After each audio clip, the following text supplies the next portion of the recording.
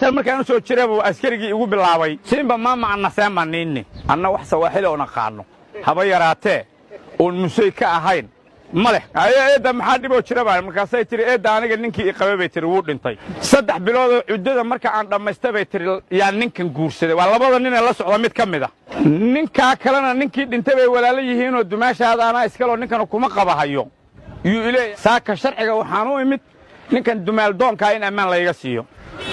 biya iga daay biyo wax aan turjubaani kara ma laakiin maxaa iga taqaana hadii raganimo hore aad ciirsato wuxuu baa furdaamay askarigii baa mayaase markaasuu yiri saan huyu musay mama shida yoote baa masiliyaake taagnida farta ka galeeyado